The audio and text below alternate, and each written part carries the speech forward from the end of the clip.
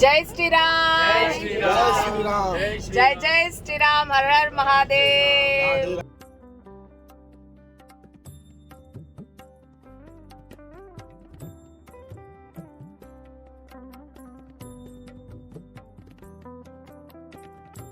राम जय सीताराम, राम राम जय राजा राम, राम राम जय सीताराम, जय श्री राम, जय जय श्री राम।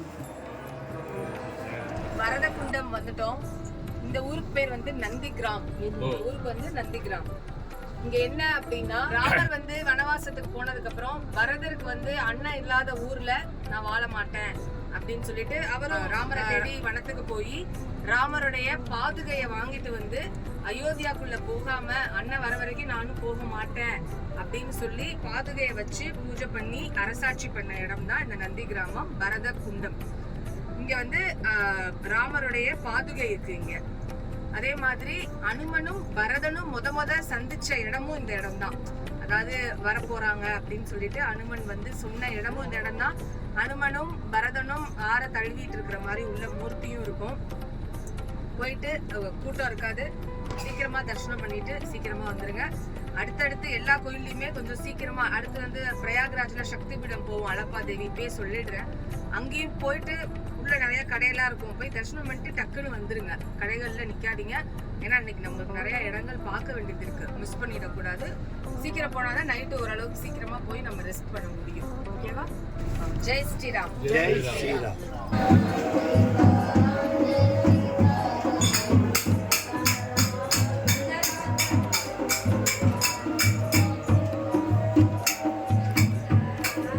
பரதகுண்டுல ராமர் பாதுகை இருக்கக்கூடிய இடத்துல நானும் பல தடவை வந்துட்டேன். நான் வரப்பெல்லாம் இந்த இடத்துல நாம சங்கீர்த்தனமும் கீர்த்தனமும் இல்லாத நாளே கிடையாது. எப்பயுமே ராமநாமம் இந்த இடத்துல ஒழிச்சுக்கிட்டே தான் இருக்கும். நம்ம மனசுலையும் எப்போதும் பகவானுடைய நாம சங்கீர்த்தனம் ஒழிச்சுட்டே இருக்கணும். எல்லாருக்கும் குரு கடாட்சம் கிடைக்கணும் அப்படின்னு இந்த இடத்துல இருந்து பிரார்த்தனை பண்ணிக்கிறேன். குருவே சரணம் சரணம். ஜெய் ஸ்ரீராம், ஜெய் ஜெய் ஸ்ரீராம்.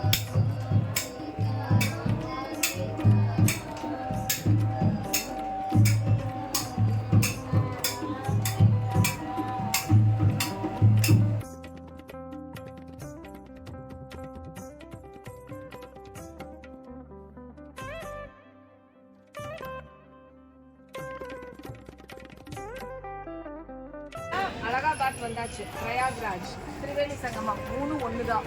3 பிளேஸும் ஒரே இடம் தான். வந்தாச்சு. முதல்ல இங்கே வந்திருக்கக்கூடிய இடம் வந்து அழகப்பா தேவி சக்தி பீடம். சக்தி பீடத்துக்கு வந்திருக்கிறோம்.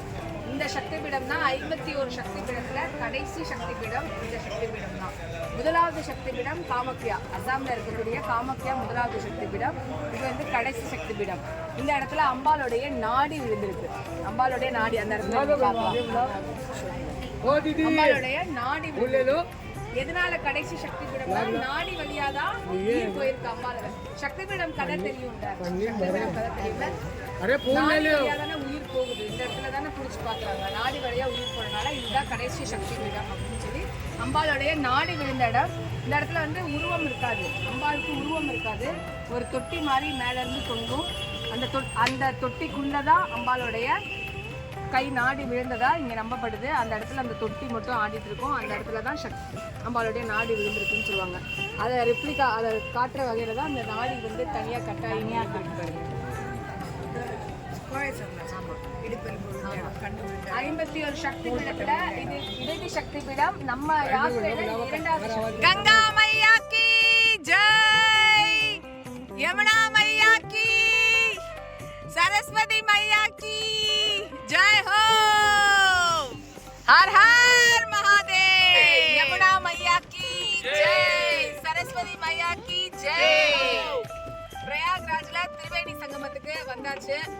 பொதுவா இந்த மாதிரி யாத்திரைகளுக்கு வரும்போது நமக்கு ஃபர்ஸ்ட் நிறைய நெகட்டிவ்ஸ் நடக்கும், நிச்சயமா நடக்கும். அதெல்லாம் தாண்டி தான் நம்ம வந்து இது எல்லாமே ஓவர் கம் பண்ணி வரணும். இது எல்லாமே நம்மளுக்கு ஒரு டெஸ்ட் தான். ஒரு நிமிஷம் ஒரு முடிவெடுத்து நம்ம போயிருந்தோம்னா டெஃபினட்டா ஒரு முயற்சி தான் இதெல்லாம். இப்ப நம்ம இருக்கிறது வந்து கங்கா சைடு. 3 நதி இந்த இடத்துல வந்து சங்கமிக்குது. கங்கா, யமுனா, சரஸ்வதி 3 நதி. இங்க வந்து கங்கா, அந்த சைடு வந்து யமுனா. கங்கா வந்து எங்க இருந்து வருது அப்படின்னா ரிஷிகேஷ், ஹரித்வார், உத்தராகண்ட்ல இருந்து வருது. யமுனா வந்து எங்க வருதுன்னா அகைன் டெல்லி, மதுரா, பிருந்தாவன் அந்த சைட்ல இருந்து வருது.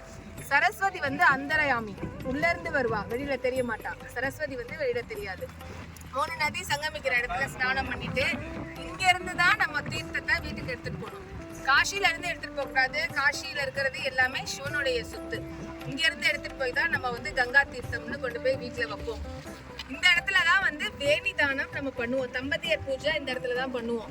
எதனாலனா 3 பெண் நதிகள் இந்த இடத்துல வந்து சங்கமிக்குது. பொதுவா நம்மளுடைய மாங்கல்யத்துல 3 முடிச்சு போடுவோம். தலையில வந்து 3 பின்னல் வந்து பின்னுவோம் இல்லையா? 3 பின்னல்ல 2 பின்னல் தான் தெரியும். ஒரு பின்னல் வந்து உள்ள அந்தரயாமியா இருக்கிற மாதிரி. இங்க வந்து சரஸ்வதி அந்தராமியா இருக்கிறதுனால அந்த முடியை வெட்டி சரஸ்வதிக்கு வந்து காணிக்கையா கொடுக்குறாங்க. பொதுவா முடி வந்து நதியில இருக்கும்போது முடி வந்து மிதக்கும். இங்க வந்து முடி அவ்வளவு முடி வெட்ட போடுவாங்க. ஆனா ஒரு முடி கூட அவரை வச்சிருப்பாரு, வாரியார் வச்சு. அது உங்களுடைய நீங்க என்ன பிளான் பண்றீங்களோ அது உங்களோட இஷ்டம். எவ்வளவு கட் பண்ணணும்னு நினைக்கிறீங்களோ அது உங்களோட இஷ்டம். சாகியத்துக்கு சும்மா எவ்வளவு கட் பண்ணா போதும் சார். சும்மா எவ்வளவு கட் பண்ணா போதும். அது வந்து கணவரோட மடியில வந்து மனைவியை உட்கார வச்சு மறுபடியும் மாங்கல்ய பூஜை எல்லாம் பண்ணி இந்த தம்பதியர் பூஜை இங்க பண்ணும்போது கணவரோட ஆரோக்கியம் ஆயுள் நீடிக்கும் அப்படிங்கிறது ஒரு நம்பிக்கை. இங்க வந்து இந்த தம்பதியர் பூஜை பண்றதுக்கு இதுதான் வயசு அதுதான் வயசுலாம் கிடையாது. புதுசா மேரேஜ் ஆனவங்க கூட வந்து பண்ணிக்கலாம்.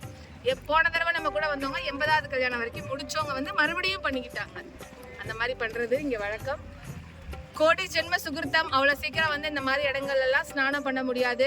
உங்க முன்னோர்களுடைய ஆசீர்வாதம், உங்களுடைய பூர்வ ஜென்ம கர்மாஸ்லாம் இருந்தாதான் இங்க நடக்கும். நல்லா மனதார பிரார்த்தனை பண்ணிக்கோங்க.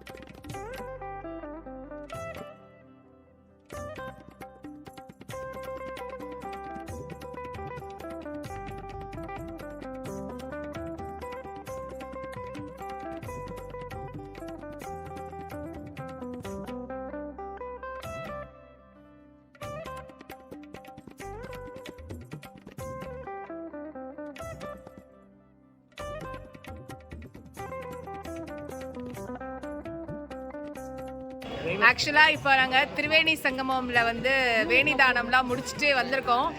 அங்கே வந்து வேணி தானம் பண்ணி மாங்கல்ய பூஜைலாம் பண்ணியிருக்கனால சாரு மேமும் எல்லாருக்கும் வந்து குலோப் ஜாமுன் ட்ரீட் வச்சுருக்காங்க. எல்லாரும் குலோப் ஜாமுன் சாப்பிட்றாங்க. இவங்களும் வந்து வேணி தானம் பண்ணிட்டு எப்பயும் வந்து மாப்பிள்ளைக்கும் பொண்ணுக்கும் தான் லாஸ்ட்டாக சாப்பாடு கிடைக்கும். இன்னைக்கு சாருக்கு ஃபர்ஸ்ட்டு சாப்பாடு கிடைச்சிருச்சு, சாப்பிட்டுட்டு இருக்காரு. எல்லாருக்கும் குலோப் ஜாமுன். ஆமாம், இந்த தம்பதியர்களுக்கும் இன்னைக்கு வந்து வேணி தானம் பண்ணோம். அவங்களும் குலோப் ஜாமுன் சாப்பிட்டுட்டு இருக்காங்க. நம்மளோட 3வது நாளில் 3வது சக்தி பீடம் விந்தியாச்சலவாசினி தரிசனம் பண்ணுறதுக்காக போயிட்டுருக்கோம். மா விந்தியாச்சலவாசினி தர்ஷன். ஜெய் ஸ்ரீராம். நம்மளோட யாத்திரையில் 3வது சக்தி பீடம் விந்தியாச்சலவாசினி தரிசனம் பண்ணிகிட்ருக்கோம். விந்தியாச்சலவாசினி மாய துர்கா அப்படின்னு இங்கே இருக்கக்கூடிய அம்பாலாக சொல்லப்படுது. இதுவும் ஒரு சக்தி பீடம் தான். சக்தி பீடத்தை 3 வகையாக பிரிக்கிறாங்க. இந்த சக்தி பீடம் வந்து பாகங்கள் விழுந்த சக்தி பீடம் கிடையாது. இது அர்ச்சனையில் வரக்கூடிய சக்தி பீடம் மா விந்தியாச்சலவாசினி.